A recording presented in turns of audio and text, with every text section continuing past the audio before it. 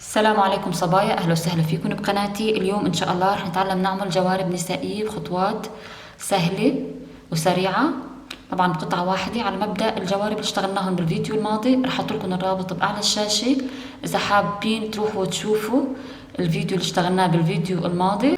سهلين وسريعين ومريحين، ما رح ياخذوا منكم خيطان كتير.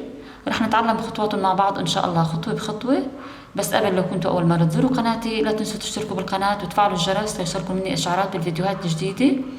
ولو حابين تتابعوني على الانستغرام والفيسبوك رح تلاقوا الروابط بصندوق الوصف. خلينا نشوف الخطوات مع بعض. جوارب اليوم كتير سهلين. لاحظوا أنا نسقت لونين، عملت لونين من نفس الموديل. هون زبطت الأحمر والأسود مع بعض، والشريط عملتها باللون الأبيض، واليوم هون الفوشيا والنيلي والشريطة باللون الأبيض. طبعا الشريطة ممكن تعملوها كمان بنفس لون الجوارب، بس أنا حبيت أكسر شوي. كتير حلوين باللبس وخفيفين وسهلين وسريعين، نفس فكرة الفيديو الماضي، بس حبيت دخل اليوم هون شوي، غيرت بالقسم العلوي من الجوارب هيك حتى أعطي شكل جديد. إن شاء الله يا رب الفكرة تعجبكم. لو حبيتوا الفكرة حطوا لي لايك وشيروا الفيديو مع أصدقائكم ليوصل أكبر عدد من الأشخاص. وكمان لو حابين تشوفوا مزيد من الفيديوهات، أنا نظمت لكم كل روابط الفيديوهات بقائمة تشغيل حتى تفوتوا تشوفوها. رح تلاقوها كفيديو مقترح بأعلى الشاشة، وكمان رح أحط لكم إياها بصندوق الوصف وبأول تعليق لتفوتوا وتشيكوا على الفيديوهات الموجودة بقائمة التشغيل. استعملت اليوم خيط من ناكو حريم السلطان، هو خيط تركي أكريليك. طبعا هني مقترحين علي سنارة مقاس 3 ملم، وأنا استعملت نفس مقاس السنارة 3 ملم، ما غيرت. أخذوا مني جوارب تقريبا حوالي 40 جرام، واللون الأبيض شي بسيط، واللون النيلي كمان تقريبا حوالي 10 جرامات. يعني اللون الأبيض واللون النيلي عبارة عن بواقي خيطان. شوفوا أنا هون عملته باللون الأحمر كمان نفس الشي، ورجعت هون عملته باللون الفوشيا والنيلي. فيكم تنسقوا الألوان مثل ما بتحبوا، غيروا الألوان على حسب ذوقكم، على حسب البيجامات اللي عندكم بالبيت، على حسب كيف حابين تلبسون بكرة بالشتاء. كتير سهلين وبسيطين. خلينا نشوف خطواتهم مع بعض. بالبداية رح نبدأ بعدة البداية،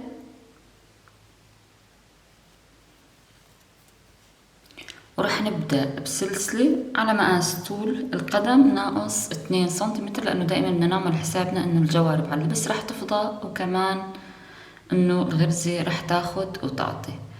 رح أبدأ اليوم أنا ب40 سلسلة، 2 3 4 5.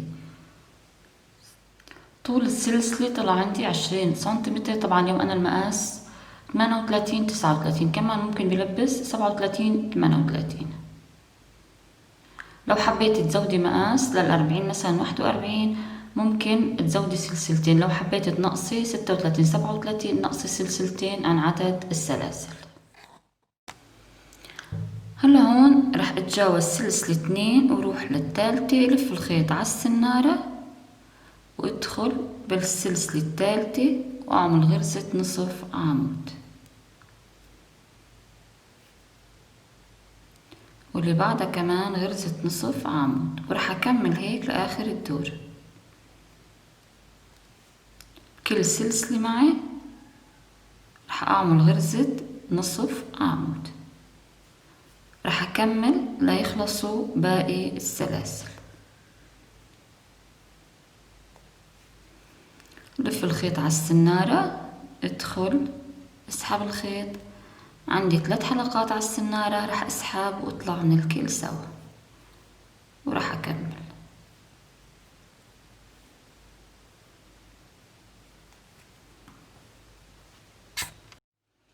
وصلت هون لاخر سلسلة معي، كمان رح لف الخيط على السنارة، دخل سنارتي واسحب الخيط واعمل غرزة نصف عمود. بنهاية الدور رح يكون عندي 39 غرزة مع سلسلتين متركناهم بالبداية، من دونهم رح يكون عندي 38 غرزة. هلا هون سلسلة 2 وراح ألف. وكمان راح أبدأ بكل غرزة نصف عمود معي أعمل غرزة نصف عمود، وراح أكرر لآخر الدور، وبعد هيك راح أكرر ليصير عندي 10 أدوار من غرز النصف عمود.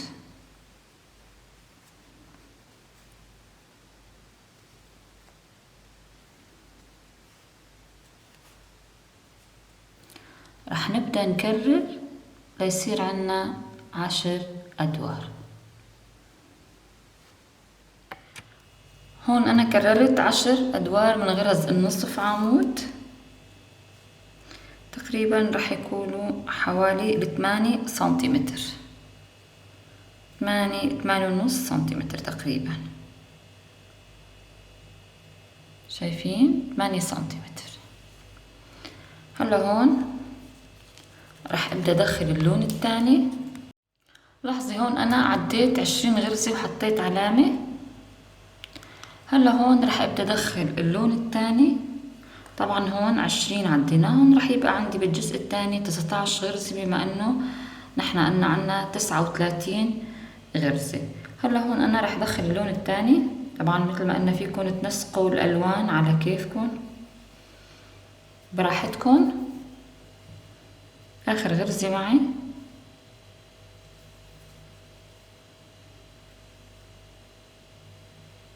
عندي 3 حلقات على السنارة، راح اعمل عقدة البداية باللون الثاني الازرق واسحب الخيط.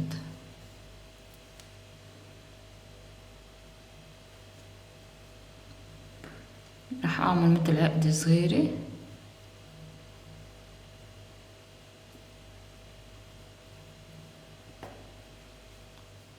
بداية الدور. دائما راح ارتفع بالخيطين سوا،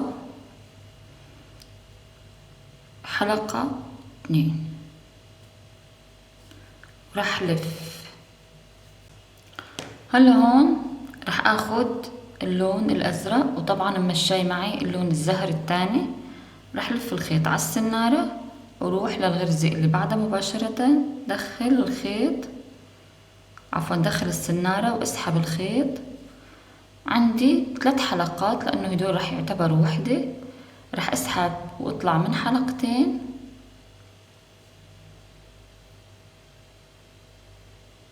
بقى عندي 2. راح اخد اللون الزهر بدل واطلع من الحلقتين اللي بقيوا. راح نبدأ نكرر لتكون الصورة واضحة اكتر. هلا هون راح ناخد اللون الزهر، راح لف الخيط على السنارة، روح للغرزة اللي بعدها. طبعا دائما ممشي معي اللون الثاني، لاحظي دائما حاططه فوق الغرز لحتى ينضب تحت الأعمدة. اسحب الخيط. عندي 3 حلقات على السنارة. بالبداية راح اطلع باللون نفسه، بتاني غرزتين راح ابدل اللون. وصلت الفكرة كيف عم نغير الالوان؟ مرة عمود ازرق ومرة عمود زهر، كمان مرة هالمرة باللون الازرق. لف الخيط على السنارة، طبعا مشي معي اللون الزهر، دخل اسحب الخيط. عندي 3 حلقات على السنارة، راح اطلع من حلقتين وارجع جيب اللون الازرق للامام واخد اللون الزهر وكمان اسحب واطلع من الحلقتين. راح يكون عندي بالنتيجة عمود ازرق عمود زهر، طبعا بغض النظر عن سلاسل البداية. راح اكمل كمان مشاي الخيط الازرق معي على الغرزة اللي بعدها، دخل سنارتي واسحب الخيط. عندي 3 حلقات، اطلع من حلقتين، جيب اللون الزهر للامام واخد اللون الازرق كمان، اطلع من الحلقتين التاني باللون التاني. نحن هيك عم نبدل اللون كمان. هاي المرة بالازرق، دائما مشيين اللون التاني معنا. عندي 3 حلقات على السنارة، راح اطلع من 2 اخد اللون الثاني. لاحظي كيف عم يصير عندي عمود ازرق، عمود زهر، عمود ازرق، عمود زهر. راح اكمل، طبعا راح نكمل هيك نحن لحد ما نوصل. لاحظي عندي 3 حلقات على السنارة، راح بدل اللون. طبعا راح اكمل لحد ما اوصل لعند العلامة دائما.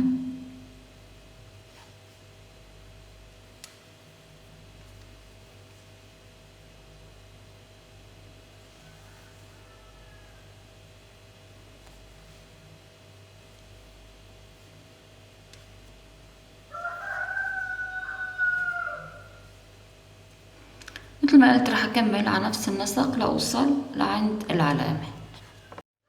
كررت لوصلت لعند العلامة، لاحظي عندي عمود ازرق، عمود زهر، عمود ازرق، عمود زهر. هلا هون بما انه هون عندي عمود ازرق، اخر عمود راح يكون عندي باللون الزهر كالعادة بآخر الدور. بس لاحظوا عندي 2 على السنارة، راح اخد اللونين سوا وارتفع كمان بسلسلة ولف. هالمرة راح نبدأ ناخد اللون حسب اللون اللي العمود اللي بعده. راح نشوف شو العمود اللي بعده نشتغل. عندي هون العمود الثاني ازرق، راح اخد اللون الازرق، لف الخيط على السنارة، ادخل باللون الازرق، اسحب الخيط. عندي 3 حلقات، اطلع من 2 وارجع اخد اللون الزهر واسحب واطلع منه. وراح نكمل هيك بالزهر، نعمل زهر، وبالازرق راح ارجع اكرر واشتغلوا باللون الازرق. هلا هون زهر، عندي حلقتين، راح اطلع من حلقتين وارجع اخد اللون الازرق.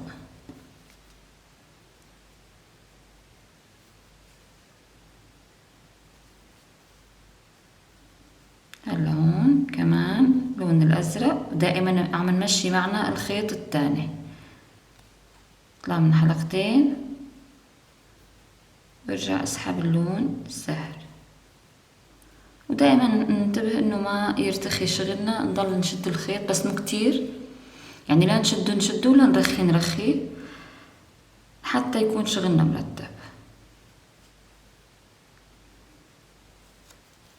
دائما عم نرجع ونبدل اللون،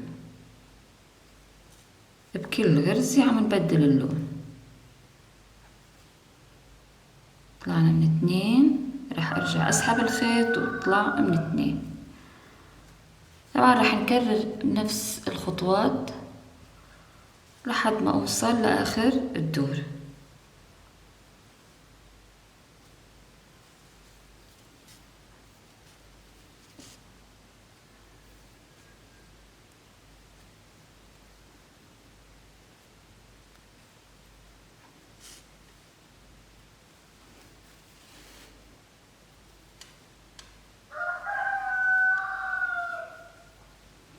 راح كرر لأوصل لآخر الدور. كررت لوصلت لآخر الدور. هلا هون عندي لاحظي صرت باللون الأزرق، راح اخد اللون الأزرق، اسحب الخيط، عندي حلقتين وراح ارجع اسحب اللون الزهر. بقي عندي اخر غرزة هون، دائما انتبهوا لها، السلسلتين اللي عم نرتفع فيهم. راح ادخل سنارتي، اسحب الخيط، عندي حلقتين على السنارة، راح اطلع من 2 باللون الزهر، ودائما 2 اللي باخر الدور راح نسحب ونطلع من ال2 سوا، وراح ارتفع بسلسلة 2 ولف. هلا هون مثل ما قلنا راح نشوف شو هو اللون اللي بعده، وراح نبدأ نسحب الخيط. حسب اللون العمود اللي بعده. عندي ازرق، راح ادخل واعمل عمود باللون الازرق.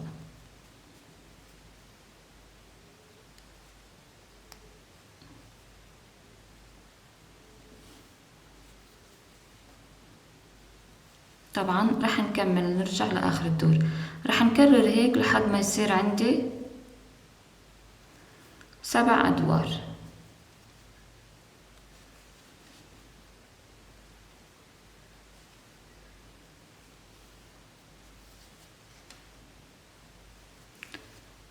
راح اكرر لاخر الدور.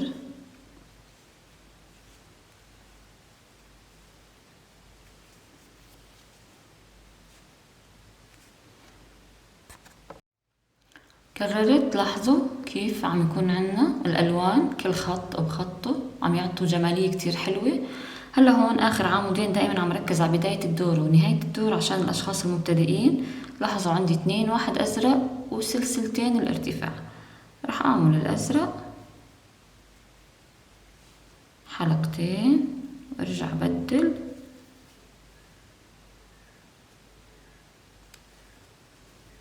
بقي عندي اخر غرزة معي هون. راح ادخل سنارتي، اسحب الخيط، عندي حلقتين راح اطلع من 2. ودائما ببداية الدور وبنهاية الدور راح ناخد الاثنين سوا، وراح ارتفع بالسلسلة 2 بالخيطين سوا ولف وارجع مثل ما قلنا حسب اللون اللي بعده راح نبدأ نعمل الأعمدة.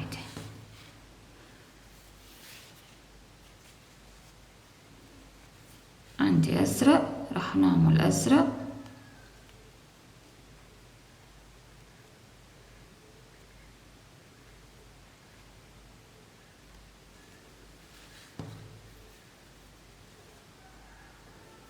واللي بعده زهر.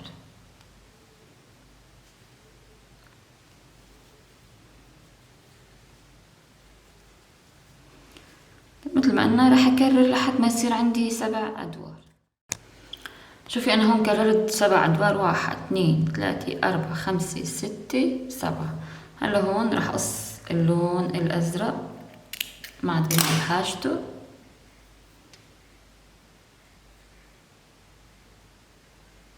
طبعا بامكاننا اخر عمود هون باخر دور ما نسحب اللون الازرق، نتركه ورانا ونشتغل العمود كامل باللون الزهر.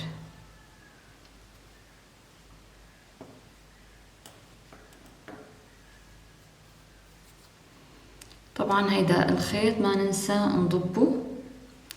هلا هون اللي راح يصير انه راح ازيد 20 سلسلة، 1 2 3 4 5 6. كملت هون 20 سلسلة، بس قبل راح فرجيكم كيف راح نضب الخيط اللي تركناه ورانا الازرق. راح ندخله بهالشكل تحت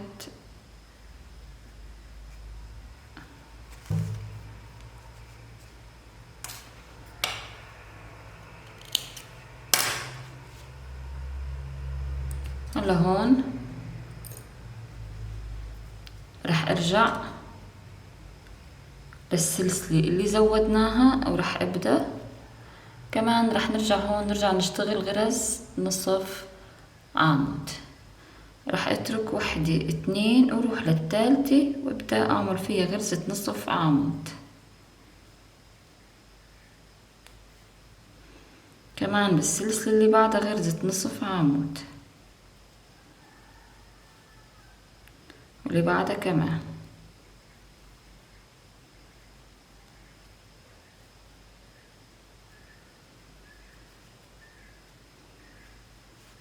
راح كرر لحد ما نوصل للأعمدة اللي معنا هون. كمان راح نكمل نشتغل فيهم غرز نصف عمود 10 أدوار نفس الجهة الثانية. وصلت للطرف الثاني، طبعا خلصت السلاسل. هلا هون كمان بكل عمود معي راح أعمل غرزة نصف عمود.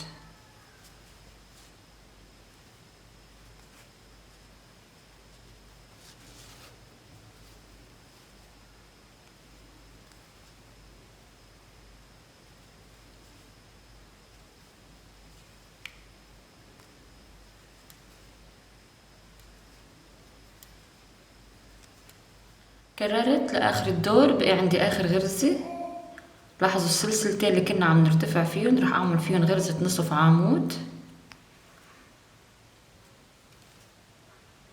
وارتفع بسلسلة 2 ولف، وهون كمان رح ابدأ كرر واعمل بكل غرزة غرزة نصف عمود لحد ما يرجعوا يصيروا عندي 10 ادوار من غرز النصف عمود.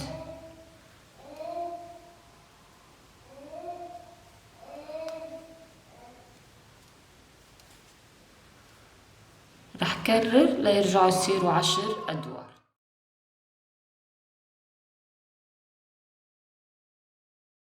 هلا هون رح اعمل الشريطة اللي مزينة فيها الجوارب من هون. طبعا ممكن كمان تعملوها باللون الاسود او الاحمر، انا اليوم حبيت اكسر شوي وعملتها باللون الابيض. كمان مع الجوارب اللي هون رح اعملها باللون الابيض. بالبداية رح ابدأ بعقدة البداية،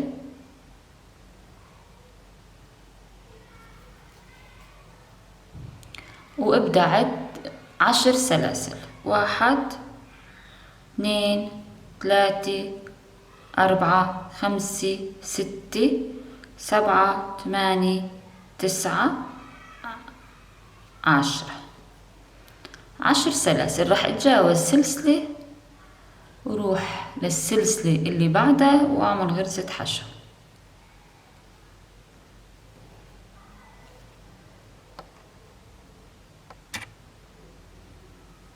كمان مرة رح اروح للغرزة اللي بعدها واعمل غرزة حشو.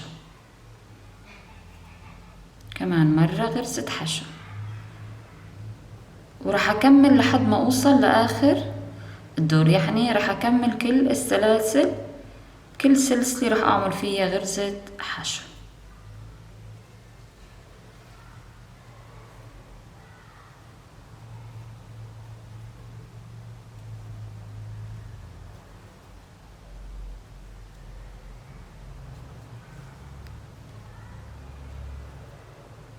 خلصت. راح اقص الخيط وراح اتركه طويل شوي، وراح اجيب ابرة التنظيف، وطبعا راح نختار الجهة راح نحسها اجمل وارتب ونخليها الوجه، نطلع اي وجهة حاسينها ارتب نحنا. راح نعد 1 2 3، وبالرابعة بالدور الرابع راح نعمل زمي بهالشكل. وبعد هيك راح نعمل الشريطة الشكل، نخيطها.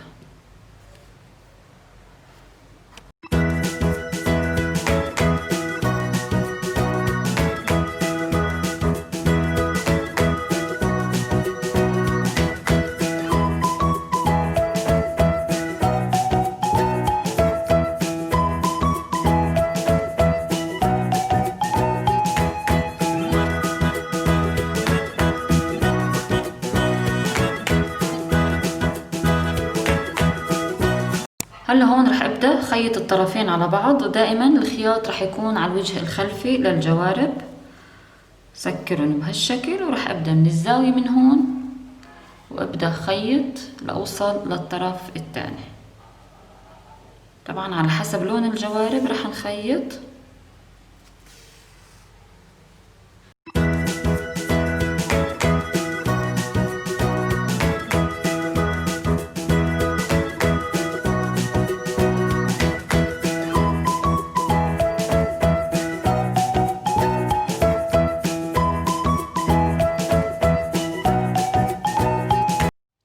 لما اوصل للزاوية رح نعمل هيك مثل دائرة صغيرة عند الكعب، لحتى مثل دائما بنرجع نعيد شوي، نخلي الكعب طرفه مبروم.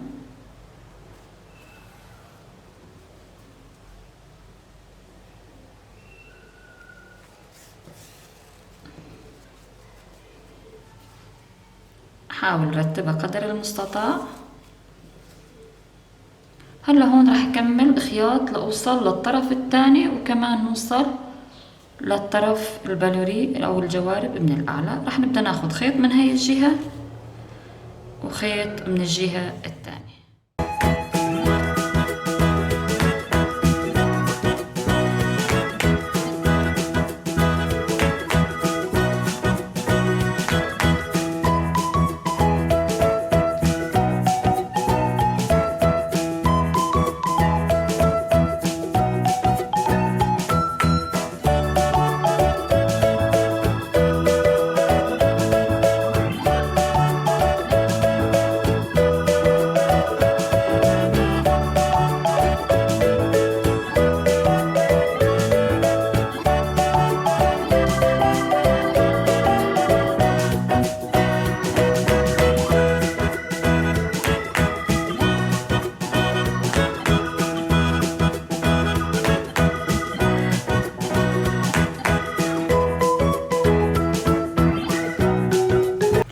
بقي بس انه نزين طرف الجوارب من الاعلى بغرز الحشو. ممكن كمان تزينون مثل الفيديو الماضي، وممكن تتركون هيك بكل بساطة لانه طرفهم مرتب. بس انا اليوم حبيت ارجع زيد غرز الحشو. طبعا من اول الطرف من هون من الزاوية راح دخل سنارتي واسحب الخيط،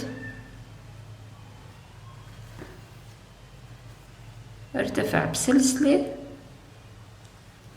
وابدأ بكل غرزة معي اعمل غرزة حشو، كل غرزة نصف عمود.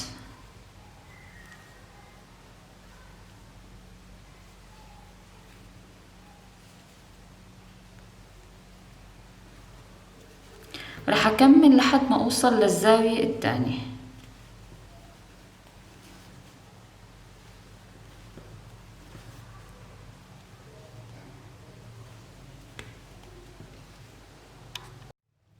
وصلت للطرف الثاني. هلا هون رح ثبت بسلسلة ورح اقص الخيط. وطبعا مثل ما بقول دائما الاشخاص المبتدئين دائما نحاول نضب الخيطان وندخلهم تحت الشغل. طبعا ابرة التنظيف